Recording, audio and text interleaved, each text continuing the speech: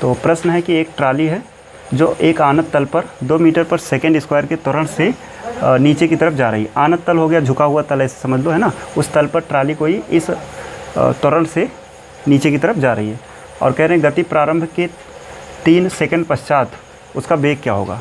ठीक है, तो सिंपल यहाँ पे पूछ रहे हैं कि गति जब प्रारंभ हुई उसके 3 सेकंड पश्चात उसका वेग कितना हो जाएगा, ये पूछा गया है। तो प्रश्न में पहले हम लोग देखते हैं क्या क्या दिया हुआ है। तो एक ट्राली है वो आनत तल पर इस त्वरण से जा रही है, यानी त्वरण दिया हुआ है, त्वरण जिसको ए कह लिया जाए, ये है 2 मीटर पर सेकेंड स्क्वायर। ठीक, त्वरण दिया गया है। साथ में देखो गति प्रारंभ करने के 3 सेकंड पश्चात, यानी समय दिया हुआ है, समय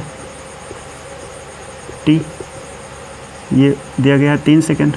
ठीक, और अब कहा जा रहा है कि 3 सेकंड पश्चात उसका वेग, यानी अंतिम वेग हमसे पूछा जा रहा है ना, 3 सेकंड पश्चात कितना हो जाएगा।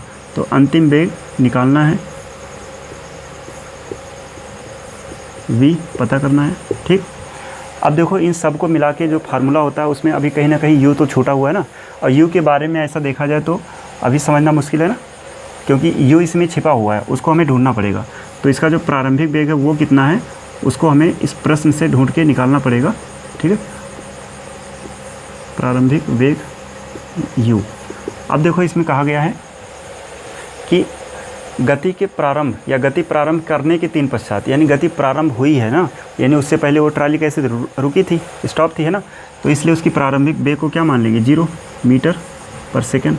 बात क्लियर है, ये चीज़ इसमें छिपा हुआ था। कह रहे हैं गति प्रारंभ करने के 3 पश्चात, यानी 3 सेकेंड पश्चात, तो यानी वो पहले रुकी हुई थी ना, तभी तो प्रारंभ हुआ। बात क्लियर है, इस हिसाब से इसका प्रारंभिक वेग कितना हो गया, 0। अब इन सब को मिला के जो फार्मूला होता है वो है गति का पहला नियम, v = u + at। अब इसमें v हमें तो निकालना है, u नहीं है, 0 है, प्लस a यहाँ पे 2 है और t भी दिया गया है 3। तो इस हिसाब से देखा जाए 2 और 3 का गुणा कर दो तो ये आ जाएगा 6। अच्छा, इसको अगर यूनिट वाइज देखा जाए, है ना, यूनिट भी रखा जाए इसका, तब देखो कैसे, 0 यहाँ लिख देते हैं मीटर पर सेकेंड, प्लस a यहाँ पे है 2 मीटर पर सेकेंड स्क्वायर, और इंटू में t है 3 सेकेंड। ठीक है, अब देखो यहाँ से यूनिट कैसे आता है वो भी यहाँ पे सीख सकते हैं। तो 0 मीटर पर सेकेंड स्क्वायर, सेकेंड हुई तो वैसे ही रहा, 0 ही, है ना। अब यहाँ पे देखो नीचे सेकेंड स्क्वायर है, ऊपर सेकेंड है, तो 1 सेकेंड से 1 सेकेंड कट जाएगा और बचा क्या, मीटर पर सेकेंड, और 3 और 2 का गुणा हो जाएगा 6 मीटर पर सेकेंड, और 0 जोड़ेंगे तो वही रहेगा, यानी अंतिम वेग इसका आ गया कितना, 6 मीटर पर सेकेंड।